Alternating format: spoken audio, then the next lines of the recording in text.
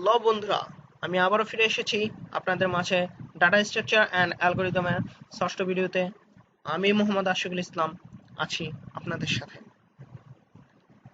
আজকে আমরা কি শিখব? আজকে আমরা শিখব introduction and preliminaries of data structure.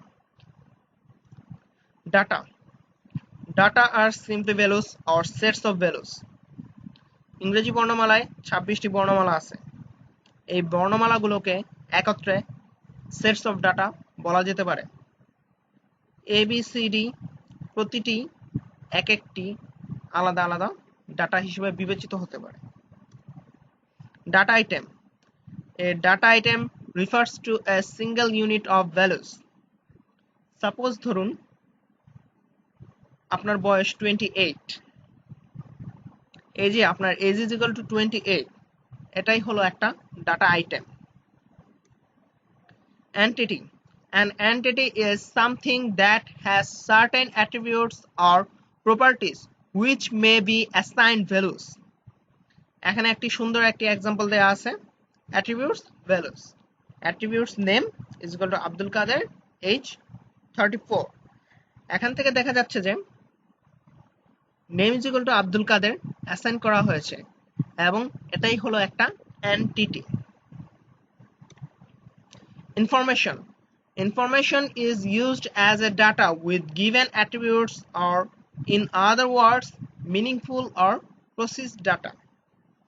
Suppose ধরুন আপনাকে কেউ জিজ্ঞাসা করেছে, এই ছেলে তোমার নাম কি? তো আপনি কি বলেছেন? আপনার নাম রফিক। তো এই যে আপনি আপনার নাম রফিক বলেছেন, এটাই হচ্ছে একটা ইনফরমেশন। সে আপনার কাছে জানতে চেয়েছে কোনো কিছু, একটা ইনফরমেশন, একটা তথ্য জানতে চেয়েছে, আপনার নাম জানতে চেয়েছে, আপনি তা অ্যান্সার দিয়েছেন এবং এটাই তথ্য, একটা ইনফরমেশন রূপে বিবেচিত হবে। Field, a field is a single elementary unit of information presenting an attribute of an entity.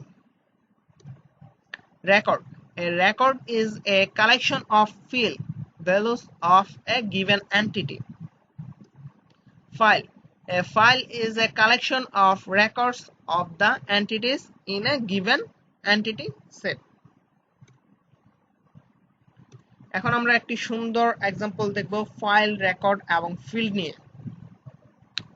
Suppose ধরুন আপনার কোম্পানিতে অনেকগুলো ওয়ার্কার্স আছে, তাদের বেতনাদি সহ যাবতীয় কিছু আপনার একটি এমপ্লয়ি লিস্টের মধ্যে আছে।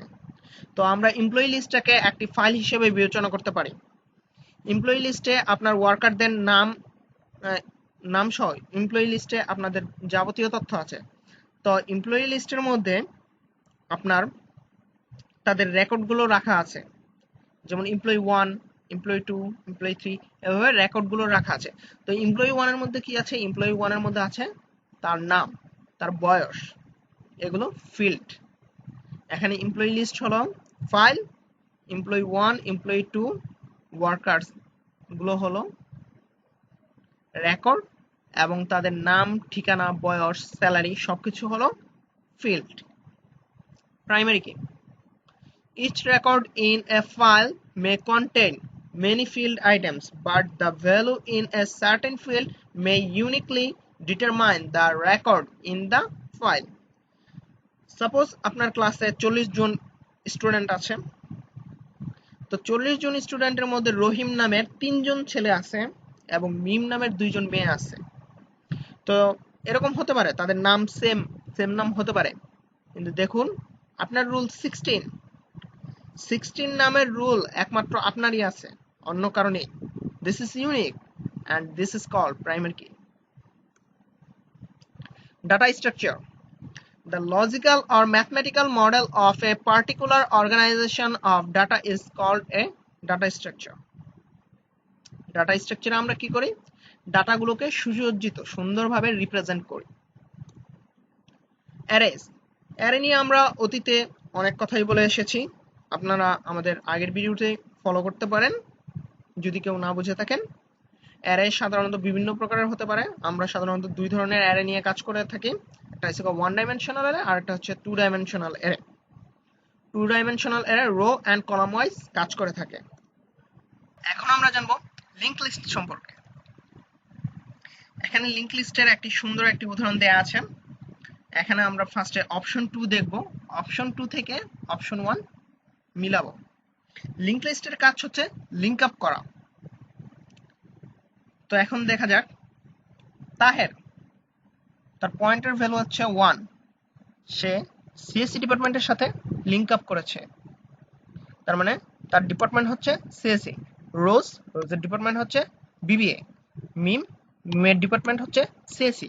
এখন আমরা অপশন 1-এ দেখি যে Taher CSC department, rose BBA department, meme CSC department.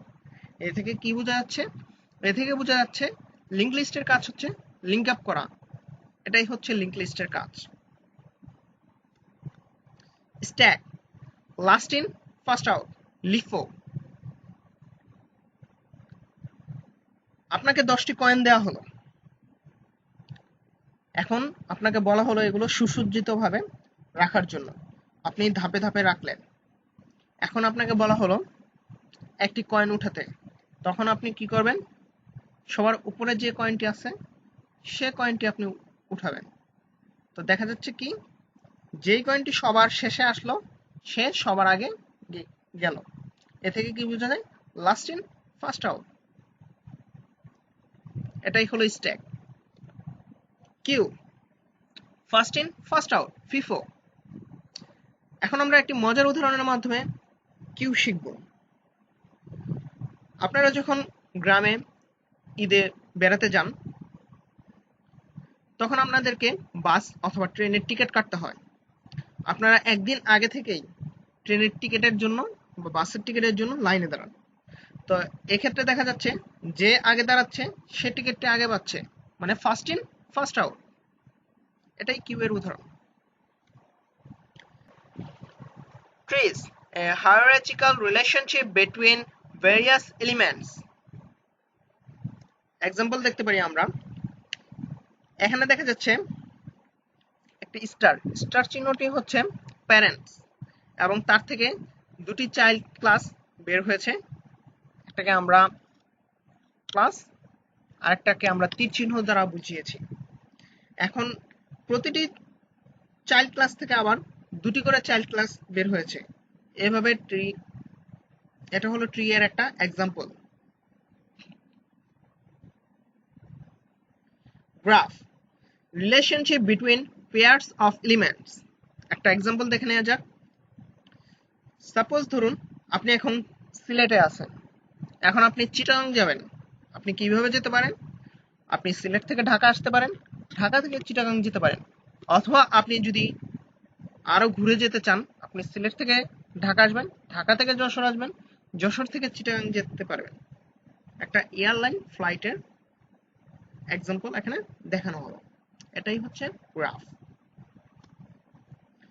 Algorithms and its complexity.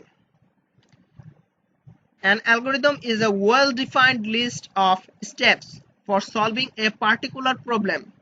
Time and space are the two major measures to determine the efficiency of an algorithm. অ্যালগরিদমের ক্ষেত্রে আমরা কি করি?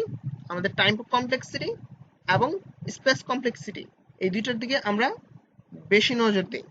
কারণ একটা প্রোগ্রামে যত কমপ্লেক্সিটি কম হবে প্রোগ্রাম তত দ্রুত কাজ করবে, এবং প্রোগ্রাম তত এসেনশিয়াল, দ্রুত কাজ করবে। Selecting a particular data structure therefore depends on two factors: type of data or application and frequency with which various data operations are applied. Searching algorithm, আমরা সাধারণত বিভিন্ন প্রোগ্রামে সার্চ করে থাকি। আমরা সাধারণত প্রোগ্রামে অনেক ধরনের সার্চই করতে পারি, কিন্তু যে দুইটি সার্চ আমরা সবচেয়ে বেশি করে থাকি তা হচ্ছে লিনিয়ার সার্চ এবং বাইনারি সার্চ। অনেকগুলো ডাটা একটি সেট দেয়া আছে, সেখান থেকে আপনার টার্গেটকৃত ডাটাকে বের করতে হবে সার্চ করে। তো আমরা সাধারণত লিনিয়ার সার্চে কি হয়, লিনিয়ার সার্চে আমরা সাপোজ ধরুন আপনার টার্গেটকৃত ডাটাটি হচ্ছে 92, তো আপনার এখানে 10টি ডাটা সুসজ্জিতভাবে রাখা আছে। এখন আপনাকে লিনিয়ার সার্চের ক্ষেত্রে কি করবে, সে প্রথমে প্রথম ডাটা দেখবে, তারপর দ্বিতীয় ডাটার সাথে মিলাবে, তারপর তৃতীয় ডাটার সাথে মিলাবে, এভাবে ধাপে ধাপে কাজ করবে। তো তার জন্য তার কমপ্লেক্সিটি একটু বেশি লাগবে। এখন আমরা বাইনারি সার্চের ক্ষেত্রে কি হয়, বাইনারি সার্চের ক্ষেত্রে যদি 92 থাকে এবং এখানে 10টি ডাটা রাখা হয়, তাহলে দেখা যাবে কি সে প্রথমেই তার মিড বের করবে, মিড বের করে দেখবে সে মিড থেকে বড় কি ছোট। যদি সে মিড থেকে ছোট হয় তাহলে মিডের আগে সে বাইনারি সার্চ চালাবে, আর যদি সে মিড থেকে বড় হয় তাহলে সে মিডের পর থেকে বাইনারি সার্চ চালাবে। এতে তার কমপ্লেক্সিটিটা অনেক কমে যায় এবং প্রোগ্রামের এফিসিয়েন্সি বাড়ে এবং প্রোগ্রামের জটিলতা কমে যায়। With binary search, less than 15 comparisons are required to find out a name from a list of 25,000 names. Thank you very much আমাদের সাথে থাকার জন্য। Please thumbs up, share and subscribe our channel.